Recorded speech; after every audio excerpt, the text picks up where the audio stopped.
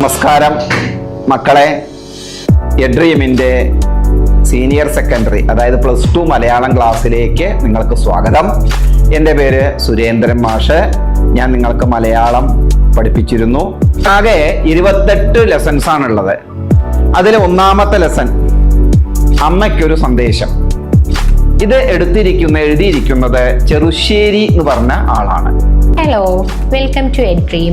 ഞാൻ നിങ്ങൾക്ക് +2 NIOSലെ political science എടുക്കുന്ന ടീച്ചറാണ്. എന്താണ് നാഷൻ എന്ന് ചോദിക്കുന്നുണ്ട്, എന്താണ് സ്റ്റേറ്റ് എന്ന് ചോദിക്കുന്നുണ്ട് അല്ലേ, ദേശം, അതുപോലെ രാഷ്ട്രം, അതുപോലെ അസോസിയേഷൻ, എന്താ സംഘടന എന്ന് ചോദിക്കുന്നുണ്ട്, അതുപോലെ സൊസൈറ്റി, സമൂഹത്തിനെ കുറിച്ച് ചോദിക്കുന്നുണ്ട്.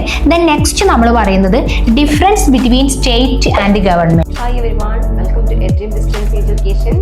Today we are going to discuss our grammar parts and functional writings. Okay, അപ്പോൾ ഇന്ന് നമ്മൾ എക്സാം ഓറിയൻറ്റഡ് ആയിട്ടുള്ള ഒരു വീഡിയോ ആയിട്ടാണ് വന്നിട്ടുള്ളത്. അപ്പോൾ നമുക്കറിയാം നമ്മുടെ എക്സാമിൻ്റെ പാറ്റേൺസ് എല്ലാം മാറിയിട്ടുണ്ട്. കഴിഞ്ഞ വർഷത്തെ പോലെയല്ല.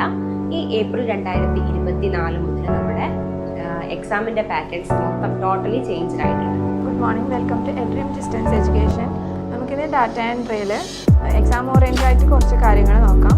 നമുക്ക് എക്സാമിന് ചോദിക്കുന്നത് എങ്ങനെയാണെന്ന് വെച്ചാൽ നമുക്ക് ഫസ്റ്റ് 10 ക്വസ്റ്റ്യൻസ് ഉണ്ടാവും. അത് ഹാഫ് മാർക്കിന് വെച്ചിട്ടാണ്, ഫിൽ ഇൻ ദ ബ്ലാങ്ക്സ് ആയിട്ട് വരും.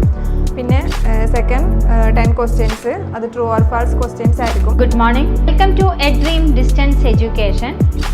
നമുക്ക് എക്സാം അടുത്ത് വരികയാണ്.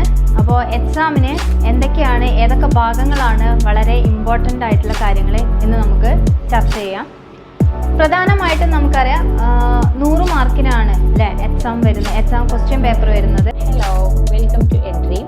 നമ്മൾ കഴിഞ്ഞ ക്ലാസ്സിൽ സോഷ്യോളജിൻ്റെ കുറച്ച് ഇമ്പോർട്ടൻ്റ് ആയിട്ടുള്ള ഭാഗങ്ങളൊക്കെ നമ്മൾ ഡിസ്കസ് ചെയ്തു അല്ലേ. അപ്പോൾ ഇനി അതിൻ്റെ ബാക്കിയായിട്ടുള്ള, അതായത് കണ്ടിന്യൂഷൻ ആയിട്ടുള്ള